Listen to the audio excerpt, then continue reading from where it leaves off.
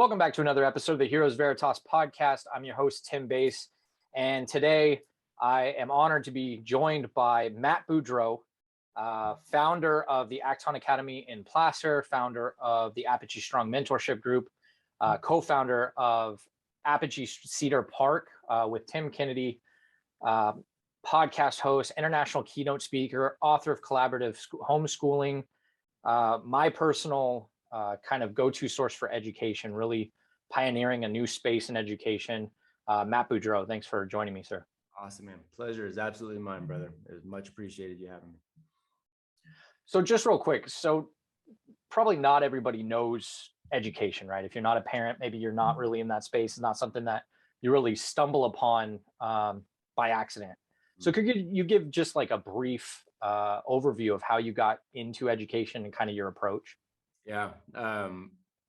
So I always differentiate in my verbiage between school and education, right? Because I think those are two vastly different things. I know they are synonymous in our culture, but they are not synonymous in terms of the way humans actually operate. So, I learned the game of school early on, and I always take people back and tell them, I was the proverbial good student, right? I got my straight A's all through school, all through high school.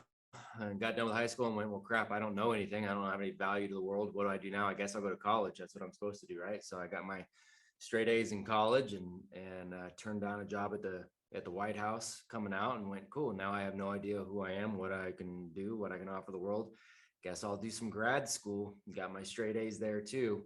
And that pattern continued. So as luck would have it, I found myself back in the game of schooling. Working at Stanford University and seeing the ins and outs of the university operation, becoming a public school teacher, a public school administrator, a private school teacher, and a private school administrator, which is why I left all of those to start centers that are actually focused on education. I know how the game, and I say game specifically, I know how the game of school works, and it's not meant for people. My mission's about people, so I go about it a different way.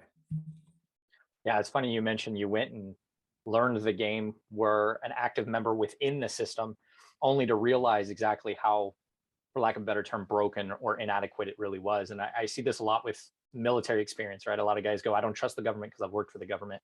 It's Right. kind of the same thing in education, right? You start to see what really pulls the strings on the backside. And I've learned a lot of that through paying attention with you and Tim Kennedy and speaking to different people, parents, especially over the last couple of years. You've seen a real surge in people realizing just how inadequate it is to outsource our education to school, and I was very similar to you. I learned the game of education, or I'm sorry, of school very early. I took a very different route. It was very much a rebellious effort. I grew up in a very poor, scarcity neighborhood. It was cool to be stupid. It was cool to be kind of like nonchalant about school. And so I very much took on that approach. But I also realized very early on, because it is a game, I know how to play it because I'm smart enough to do just barely enough, right? So like I took the approach of, this isn't really going to help me anyway. I'm just regurgitating facts. So I'll regurgitate facts just long enough to get a C average, get out of there, skate by as best I could while maintaining my cool points of just kind of like, yeah, man, I didn't study, like it's whatever, blah, blah, blah, right? Like I played that game. Yep. And similar experience, you get out of that and you're really lost. You really don't know, just to align it with my experience of coming out of the military too. It's very much just obedience and like, do this framework. And then you get out and then society goes, okay, go lead, go start a family, go build something. And you're like, build something, go provide value, go capitalize on your strengths, go, bring something to the table, man, go bring something valuable that, society will reward. And you've never done it. That's it. And I love that you juxtapose that to your experience and my experience, right? We both played a game. We both understood we were playing a game. I understood, I enjoyed school for the girls and the sports. And so I knew that getting my straight A's was a way. I figured out early how to do it without much work. I didn't learn anything. I just learned how to play that game. I learned what the teachers were looking for. I learned how to do it with the least amount of effort to get my A, to keep my parents off my back, so then I could go do all these other things. You had a different experience, but you were still playing the game. Neither of us, even though we played the game differently, both knew it was a game. Neither of us came out knowing anything about ourselves, right? And when it comes down to it, education is all about the self. All education is self-education. If I don't have any idea who I am, what I'm capable of, what I want to do, how to, how to lead, how to read other people, how to communicate, how to figure out who to partner with that can do things better. If I don't have any of that skill set, well, then I go into the world butt ass naked and I'm going to get thumped. And some people figure it out, and some don't. And some people say, well, I went to school. I had a great time in school and I came out fine. Cool, man. Well, you came out fine, likely in spite of the schooling, not because of. Imagine if we geared everything to the because of, to really unlock that for young human beings so they don't come out frustrated and figuring they play a game. And screw fine. I don't want fine for my kids at all. I don't want fine for my life. I don't want fine for my kids. That's extremely, I think that's a poignant point, is that calibration piece. Right. What is fine? Right? Like if you look at like this is something that I've kind of grown over the last 10, 12 years, going through a divorce, finding out who I really was, becoming an entrepreneur, building something bigger, deciding that if I'm going to lead by example. Like these are things that I had to grow into. And those people that are like, well, I did this and I came out fine. And it's like, yes, but how are you defining fine? Because if you're defining it by the social construct of fine, that's what, checking boxes you didn't get to choose. Like me, like I'm gonna use my own example. Like I came out of the military, went back to school because I was supposed to, got married, had the nice cars, a good job, career, and I was absolutely devastatingly empty. Like this is not what I wanted my life to be. I did not sign up to check these boxes that I didn't define myself. And so, yeah, you may be fine by the checklist that you've been taught, right? Because within the school system, you're told do these things, fall in these lines, and you're good. Yep. But what happens when it gets challenged? What happens when it gets upset? What happens when it gets broken? Like with me, where it was like, holy shit, like I didn't even realize I was broken because I was led down this path or even pushed down this path to check these boxes. How do I reconcile my own personal need for legacy and impact and looking my children? Like for me, like my thing was, I knew I wanted kids. I wasn't ready to have kids. I haven't had kids yet, but I knew I couldn't look at them, being a man of principle myself. Like I pride myself on that, and go, listen, follow your dreams. But yeah, I didn't. I couldn't reconcile that, and it broke me. I woke up with an anxiety attack because I had this dream with the woman that I was with at the time, and this wasn't her fault. This was all on me. I didn't take responsibility yet. That I was that same place, doing the same job with the same woman, but this time it's 10 years down the line, and my kid looks up at me in this nightmare/dream space and is like, Dad, what'd you want to be when you grew up? And I had a list of things that I could respond, and I have a panic attack because I couldn't respond with anything that didn't look like bullshit.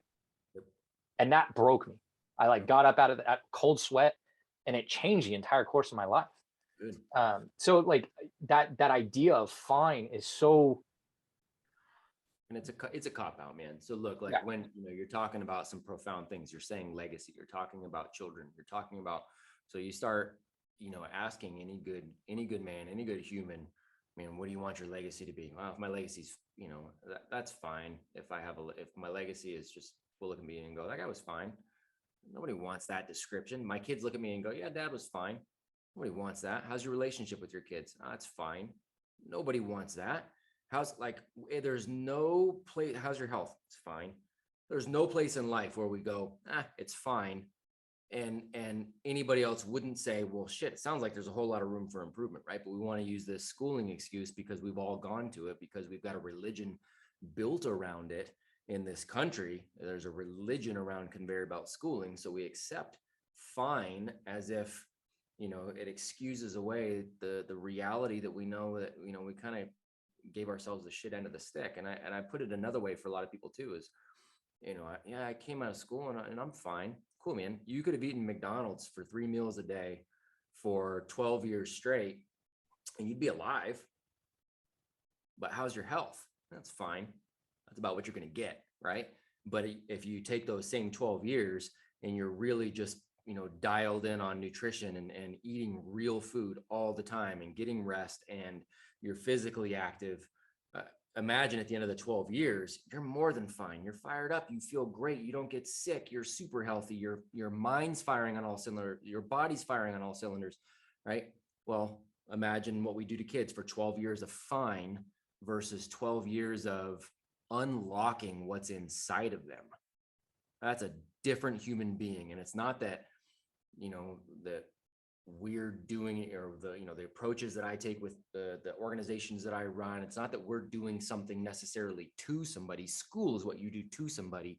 Education is what you unlock and allow them to do for themselves. And that's the secret. We're not doing anything extra. We're stripping away the horse shit so they can figure out who they are and where they want to go. There was a lot to unpack in that. And I love the fine analogy to McDonald's versus your overall quality of life, because that's what it really comes down to, right? If you look at anything in the human spectrum of how we calibrate our life, it's quality of life. Like, yes, you will live, but is it enjoyable? Is it empowering? Is it an energizing space, or is it oppressive and controlling and subjective and very difficult to articulate, right? Like you said, fine is one of those things where you say I'm fine, but it's immediately somebody goes, there's something more. Let's dig into that. So why do we accept that is a really good point that you made there. And then the religion of school, I love that, because it's true. It's an unquestioning, unyielding faith that is beguiled against any real results, right? And it's all because we've accepted, we've all gone through it. It's a commiseration almost that, hey, we've all done it. So let's not look at it. It's the way we've always done it, right? That whole adage of it's the way we've always done it. It's like, yeah, but there could be so much more, going back to that quality of life analogy you gave. And here's the reality of it. It's not the way we've always done it. It's the way everybody who's alive has done it for the most part, right? Because it's been this 100 and some odd year experience that it's been, experimented upon. So most of us that are alive have gone through that. And so then we take it at that face value that is what it is, looks like and should look like, when the reality is, for the freaking throughout the dawn of time, right? You did things, and that's how you learned. You went with a master and you learned by being their apprentice. You were out working, you were out producing, you were doing those things, and that's how you learned, and you became wildly educated because of that. School is this 100-year, or so experiment. And by the way, it wasn't put together. We have this assumption that it was put together by, all these really, really intelligent people, put this system together because, well, this is what's going to unlock, human potential. And that's horseshit. It was put together by people who wanted to intentionally hold people back. It's designed to be this religion, and religion comes from a Latin word.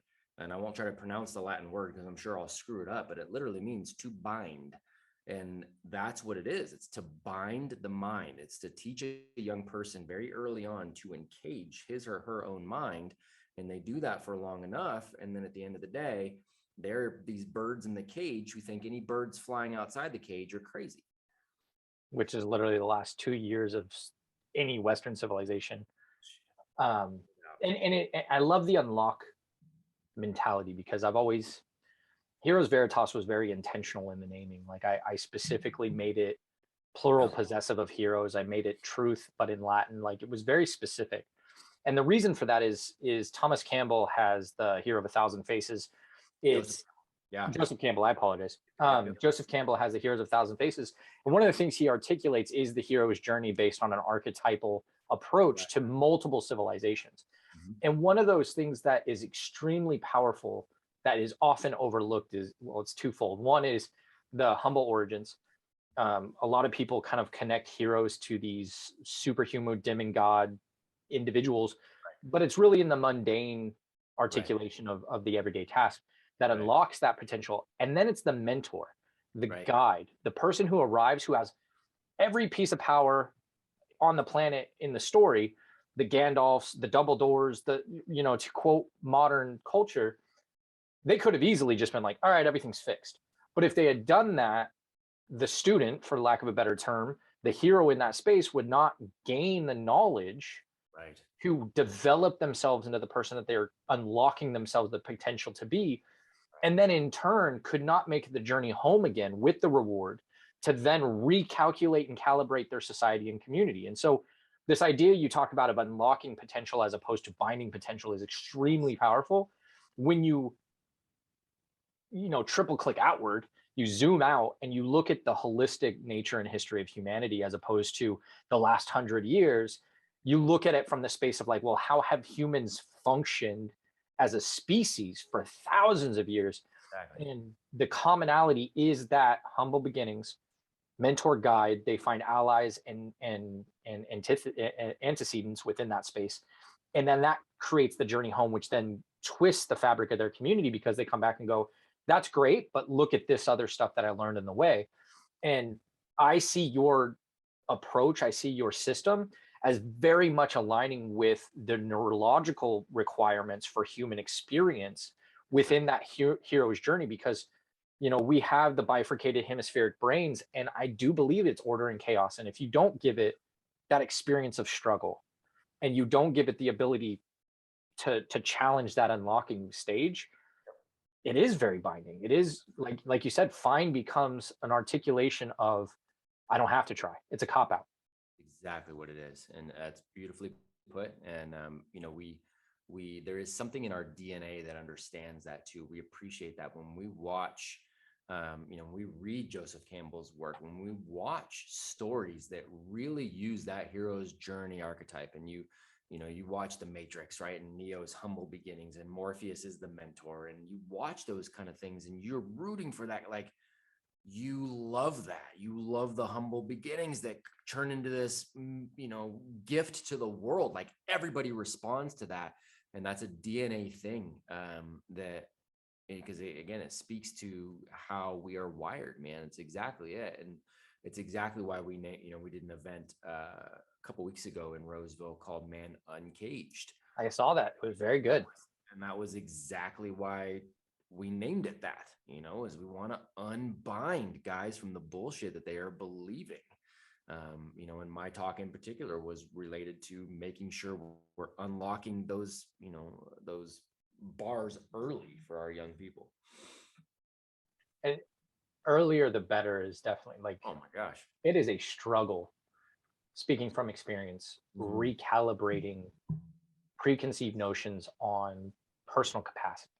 Yep. Like I have always been a very confident individual, and I thank my father very much for that, because he created a baseline of like, I grew up in the hood, so looking a man in the eye was challenge. Like it was a challenge. Like it was gangbangers, and we were fighting all the time. But my dad was like, I don't give a shit. Like look him in the eye, keep your head off your shoes, and stay with your shoulders back and your head up. And it was very. I didn't realize the poignancy of that until I was in my 20s, going through this hurdle of like, none of us know what the hell is going on.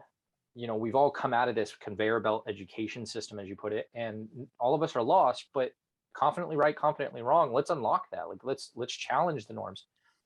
I thought I had it figured out on how I could challenge that. I thought I was pretty, good as far as like that approach. And then as I started to unwrap, it's like, oh shit, I didn't realize that this had been screwed down that tight, and this over here is screwed down that tight. And as I backed out those screws of like that binding, I was just like, man, like it's such a freeing experience that I can't help but want everybody to feel that experience of freedom of that unlocking, because totally. you don't even realize the potential until you're in it. And I'm still developing, I'm still growing, and I'm 33, and I'm sure you're in the same boat. Like it doesn't stop. I like to say life is the game that can only be played, it can never be won. That's right. And I see so many people that hit that 18-year mark, 25-year mark, whatever their formal education hits, and they're like, all right, I'm done. And I'm like, man, like you're losing out on the beauty of the world. That's right. And that's part of that training, right? That's part of that indoctrination, is you feel like there's a checklist that you've got to complete. And once you've completed the checklist, somebody hands you this piece of paper that wrongly tells you, well, now you're an educated individual. Now you're schooled. Yeah.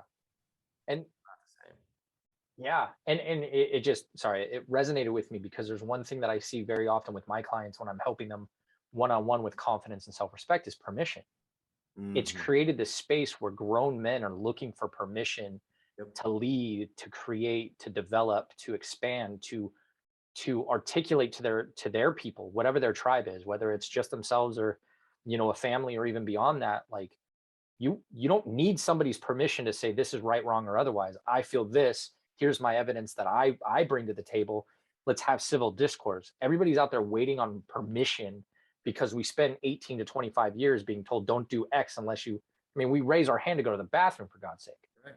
That's right. And we're afraid of other people's opinions if they differ, if they do differ from ours, and we're afraid that somebody else is going to think ill about us. So again, that's a form of permission based. So now it's like, well, I don't know if that person's going to think, whatever about me. So I'm going to make sure I follow the status quo. And, we've put ourselves into a dangerous spot, culturally speaking, and all of those things go hand in hand. The binding, being schooled, not educated, being thrust into this permission based mindset, all of that folds into our inability as a society to have, like you said, civil discourse, to have enough the reality is, you and I could talk for a while and we're going to find a whole lot of things that we agree on, and guess what, at some point we'll get to something that we don't agree on too, because that's the way it goes, right? My wife is the closest person to me on this planet. At some point, there are some things that we disagree on. So what, we just close up shop? Well, of course not, right? We come together on the 99% of things we agree with. I understand her position on the little bit we don't. She understands mine, and we respect it and we go on. We should be able to do that with everybody. But again, all of this is a multifaceted thing. And I know it's not just school. School is a huge part of it because it is the prevailing religion in our society. But, parenting trends play into that as well. I know that's a part of it. Obviously, culture and media play into it. It's a multifaceted approach. And again, none of that is accidental.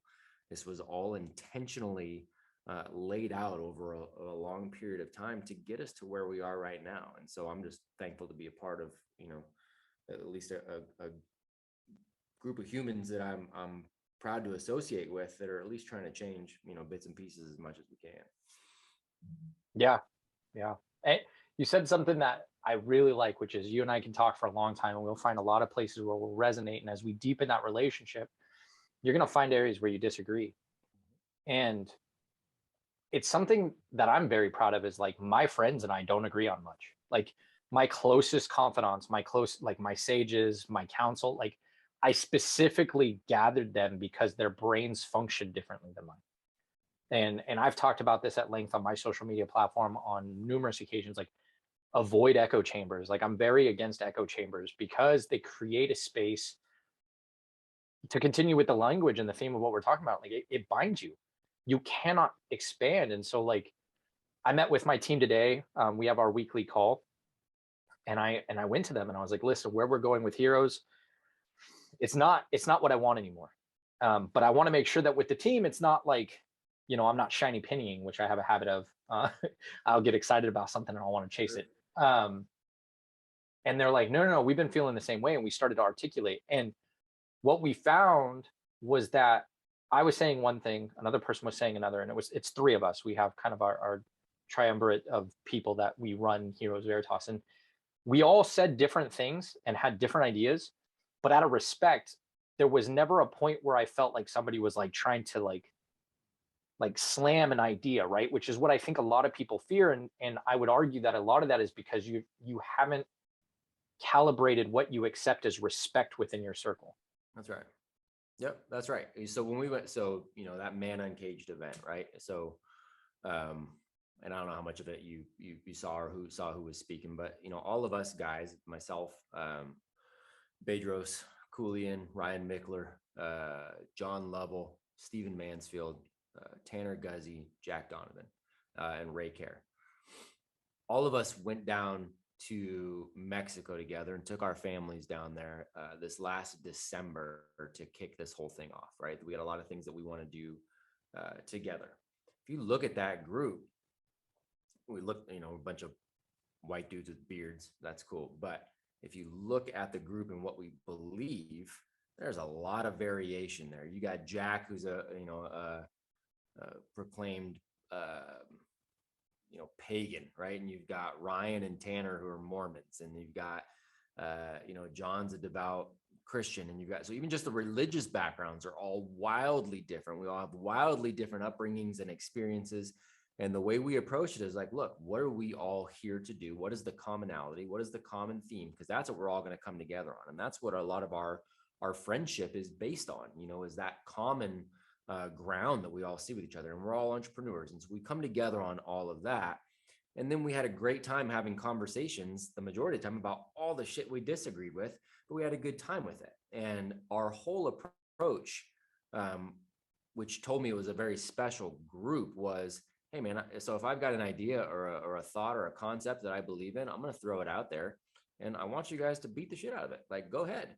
And not because you're attacking me, but you're trying to, we call it kind of an iron sharpens iron. You're going to try to sharpen it. I'm going to have to now defend, kind of like you're supposed to do with like a thesis statement, right? I'm going to defend my belief, and you're helping me to articulate what it is that I really believe and why I believe it. And then we all are going to have, the humility enough to go, okay, well, at the end of the day, shoot, Stephen Mansfield just laid out a better argument than I had for this. So I might need to just change my position, right? Now I got another idea about this. I'm going to throw it out there to the group, beat it, everybody beat the hell out of it. And that's how we did it as a way to grow with one another, right? And it created this bond because of that. But the only way you'll ever get there is if you're not in that permission-based mindset. You're not sitting thinking, oh, shoot, if I say this, he's going to think this, or if none of us in that room gave a shit what the other person was going to do as far as that goes, which is why it went so well, which is why we bonded so quickly, which is why it's a powerful movement, and that's what I want to unlock for more and more people. And again, it starts early on, build that foundation early. I think what you're articulating is a baseline that you guys all came together on, and there's variances within that baseline, but it never gets so far off the baseline that you guys can't return to that respect. And right. I'm playing that organically out with heroes, right? Like I go to my team and I'm like, hey, this is what I think. And then they beat the shit out of it. They're like, well, what about this? And what about this? And then we come to a consensus in our little, think tank. And then we go out and we explore that with other people. I mean, we have to speak to it. We have to do elevator pitches. We have to invite people to it. We have to generate interest, right? Yep. And then they beat the shit out of it. Yep. And there was a point where I realized, I was like, oh, like if this happened in my 20s, I would have been broken. Mm-hmm. Like I would have completely been like shattered, like, oh, I can't move forward because they don't agree with it. And instead, all of us came back today, because last week we skipped last week, but the week before we had a call. And then we just went through our lives, and then hey, we're part of this thing, and we're doing this thing, and we're just kind of talking about it organically. And inevitably, the people that are in that mindset of like, you can't get above this point, right? Like for whatever reason, glass ceilings, lack of a better term, they see us going beyond that glass ceiling. They're like, whoa, come back down here. And like, you need to play this out because this is the only thing I can relate it to. Yep. And we had this conversation today on our team meeting, which was like, well, what did that experience look like for you? And they're like, well, at first I was like, well, fuck you. Like, you just don't understand, which is fair because that's your baseline. That's you having discernment of like, do I take your opinion or not? That's something that I think is missing from the formal education system. Mm-hmm. Secondarily is like, but then you have to go back and audit. You have to go back and audit and go, well, does what they say have weight? Right. If it does, how do I bridge the gap? And so we used it as an opportunity, like you said, to beat the shit out of it, sharpen it up, have, returning points of view and say, okay, well, the reason it felt like that to you was because I was poorly explaining it. Okay, that's my ownership. That I'm responsible for that. And I think a lot of people in society today don't want to take that ownership. They want to just be like, well, I spit it out there. My opinion matters. And the fact that you're challenging me means that either you're too stupid to get it, and so they belittle them, or they ignore it altogether. It's like this cognitive dissonance. Like, there's no way I'm wrong. That's exactly right. Yeah, it's emotional fragility, which again is a cog of, it's a product of being in the cog system. It's a product of the bad parenting. It's a product of, kind of where the cultural shifts have gone. But it's emotional fragility. We've got a 11 rules in our house, and it's a contract that we've all signed, meaning myself, my wife, and my 3 kids. And it's a contract that we hold each other to. And when I say hold each other, it means, yeah, dad gets to hold everybody to those rules. So does mom. So does each of the kids, right? Each one of those kids, my 6-year-old, hey, 6-year-old's like, hey, Pop, rule number 6 is no complaining, fix it. You sound like you're complaining right now. What are you going to do to fix it? Right. And because we've signed that contract, I have to go, yeah, you know what? You're right. I am doing that. And I've got to take, so I want to build in them. One of the rules is to be an emotional ninja. And that's what we're talking about, is that people are going to agree with you. People are going to disagree with you. People are going to tell you you suck. People are going to tell you you're awesome. And you can appreciate all of that. The easiest way to do it, though, is to just detach as much as humanly possible and take a look at the actual, arguments being proposed and go, okay, well, what makes the most sense? And then respond accordingly. But you're not going to give, your emotional sovereignty over to anybody else. That's a dangerous place to be. Again, that's that permission mindset too. And I like the emotional ninja concept, especially because if you look at the older examples or the earlier examples of like iron sharpens iron, right? I don't know how much people understand how metal gets worked in from heat to cold, but like if it's too strict, if it's cooled or heated too much one way or the other, becomes brittle. And then if it becomes too malleable, then it bends at everybody's will. And there's literally a perfect line where the blades become useful and functional. And so I kind of feel like, to your point of the emotional ninja, that is that Goldilocks state of like, you have to be able to walk that line and that dichotomy of like, you need to have a firmament with your emotional state to know you'll be okay without it, but not so stern and firm that it's never changing. Like you have to almost have this like light touch to it where it's like, this is the way I believe, but as new information comes out, you got to be able to flex and bend to new data so that you don't become brittle and just break. That's exactly right. And that just creates so much more mental peace too. That's it. And people have been accused of, which I understand too, again, coming from their baseline, I've been accused of being like, oh God, well, then you're too robotic, you're too, and I fully get it from some people's perspective. And the reality is I value emotions are valuable. And I will revel in some when sometimes if it's pure joy, man, I'll just let myself revel in pure joy, but the pure joy I'll let myself revel in is, enjoying my kids, enjoying my wife and us doing those, like, that's great. I'm not going to revel in pure joy because, somebody, because I meet somebody famous and they're like, hey, I know what you do and I like your work. Like, that's awesome. That's great. But I'm not going to just lose my shit over that. Like that's a silly place to lose your emotions. So it's not that emotions are bad. It's that they should be, be intentional about them, and not be controlled by them. Emotions are good, but we can control those and it makes things infinitely better. Yeah. On the flip side of that, I see this like this space in this, what you're talking about is like, well, then you're just robotic. I see this a lot in the space where men are asked to be vulnerable. Mm-hmm. And this is an area that a lot of my clients struggle with because they have relinquished their emotional sovereignty. They're not confident. They don't have the self-respect. And what it seems like to me, or what I connect to it, is many men don't realize that emotions have utility and they're important. But that utility and that importance should not be sacrificed for the sake of the emotion, right? Like the example I give is, if my job is to lead my family, if my job is to create a strong pillar that people can run back to and feel safe, then I can't be blubbering and crying when things go awry. Like when chaos hits, I can't be like, oh, I don't know what we're going to do, because I've now just subverted my own leadership.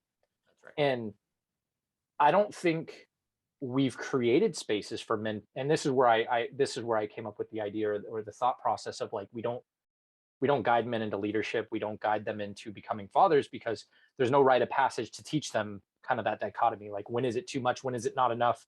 When is it cold and mechanistic versus when is it truly connectable, right? Like, when do you discern those things? I don't think that there's a space for that yet. Yeah. And You're exactly right. Culturally speaking, we're actually have, we got people working against that actively. And that's what Tim and I, for our, that's one aspect of what we bring to Apogee Strong. It's one of the reasons we wanted to build that out, was to give young men that foundation as much as humanly possible. And we hit certain areas of that with, the introduction to other men, and with the different challenges and projects. We want them to have that rite of passage to step into manhood early, to understand they're wildly capable. And so we put that together. But we're teaming up with Beudreau's crew, and the Squire program is another way to hit that, and it's another great avenue of unlocking that for young men too. And working with Joe DeSena and the Spartan crew, and we've got some projects in the works with them to do the same thing. So we're trying to bring those kind of rites of passage back into the culture for our young men, so that we can get ahead of this train. Yeah, and I like that you said that there are people actively working against that space, and I started my journey because I saw that, right? Yep. Like, my dad was very pro bravery. He wasn't overly emotional. Like, he was very utilitarian. And I like to tell people my upbringing was very militant and Spartan-esque, because it's easiest for people to understand. But then when I praise him, they're like, "But I thought you said it was militant." And I was like, "Yes, but he gave me the ability, right? Like, he was the one that was very stern, but would always circle back and be like, 'Listen, I do this because I love you. Here's why I did this. It wasn't just to be mean. It wasn't just to tell you you're wrong. It wasn't just to make you feel like crap. It was utilitarian.'" And so I kind of developed that sense of managing that emotional toggle switch Yep. from him, of like, I know when I should be able to let it go, but I also know to what extent I let it go. Like, it's never going to divulge into me like sobbing in a corner, which has happened. I had a mental breakdown 3 years ago now, because I was just doing too much for too long, and my body just fell apart. And so it was because of that I returned to my father's teachings, and I realized how important they were, because they were from a place of experience from him. And to your point early on in this conversation of like, for the last 100 years, it's been like, just send it off and that you just learn from one set conveyor belt style. But for centuries and generations, it's been more like, go find a mentor, learn from their experience, and develop out of that. And I love that what you are doing is recapturing that. And this is where I really applaud your approach, because I think there is an impetus behind a lot of people to romanticize where we were and not build upon the good, throw out the worst, and then continue forward.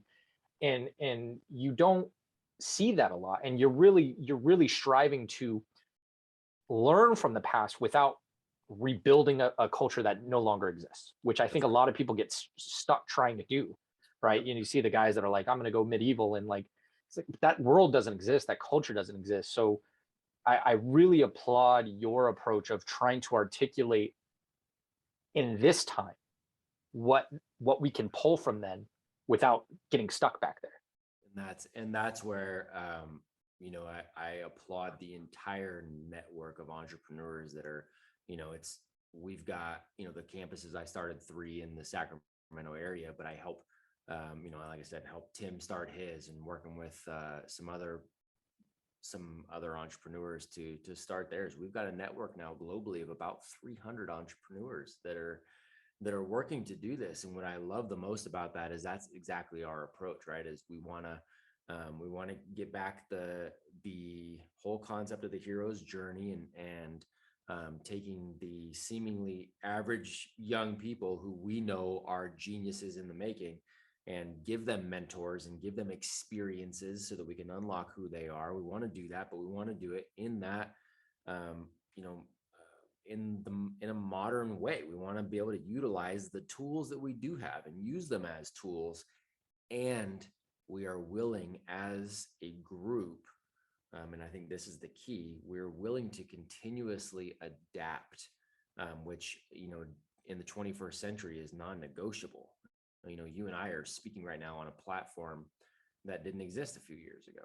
and we've got, these cell phones. You and I grew up, cell phones didn't look like this, and when we were teenagers, I mean, now I'm older than you are, but when I was a teenager, cell phone wasn't even a thing. I mean, maybe some rich guys had stuff, but like cell phones wasn't even a thing, right? So we're in this period of time where things are continuously changing.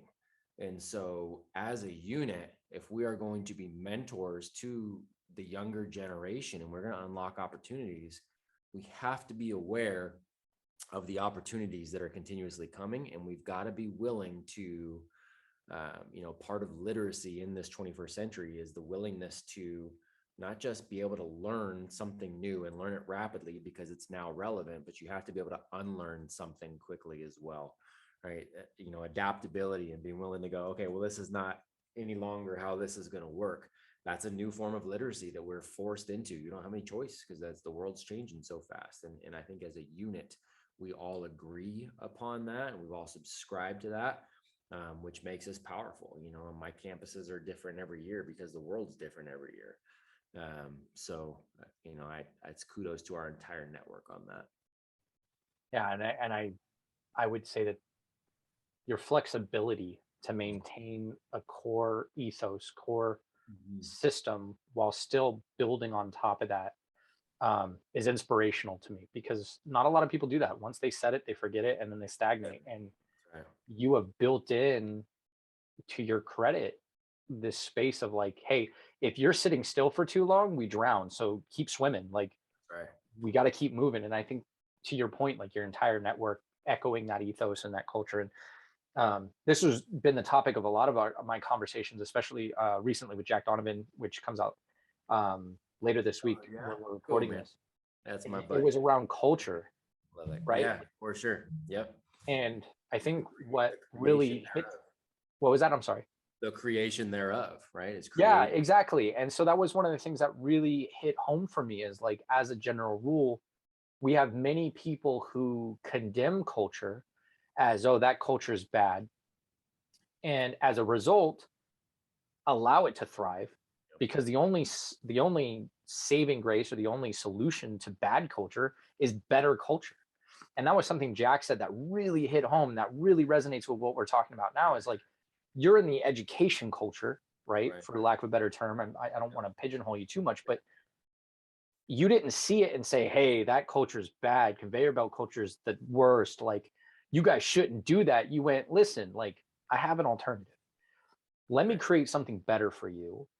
And in doing so, like you said, your network has adopted the culture and therefore becomes prolific in its space, because it's able to Bingo. almost organically grow and continue this very beautiful, because I like to look at things from the space of, like, you went from nothing, a thought, like, this isn't the way things should work, to now you have a network of people that are like, yeah, we like what you said here, but like, let's build here over that. And now you've actively become this culture generation system, which Right. is just, like I said, inspirational. That conversation just keeps coming up. um, Ryan King from Wisdom of Kings, you, Jack Donovan, just people I come across, like, there's a real, like, need for culture, for new culture, new, better culture, Yep. rather than just disdain and condemnation. Um, and it's truly an honor to be in this time in history, to be able to watch you work, watch the Man in Cage group work, because I've followed them for a long time as well, and just see people start to like waken up, Mhm. and not just be like, oh, like, that's just them over there. They're, no, Right. people are really like, and I like to tell people that condemn the times. I'm like, listen, where there's dragons, dragon slayers rise. So like, don't condemn the times, become the dragon slayer. Like, if you see a problem, go solve for that. And that's what we're really seeing in your group. Ray Care, Bedros, John Lowell, Jack, you, like, you guys are really taking this space and taking an action oriented approach. And I just applaud it. I love watching it every day. It's something I actually look forward to. Right. I used to condemn social media because I was like, it's terrible. And now I get to, I've curated that feed, and now I just see your guys's successes and wins, and seeing this culture develop. And I'm just super excited for you moving forward, and just had to Had to get that off my chest while I had you.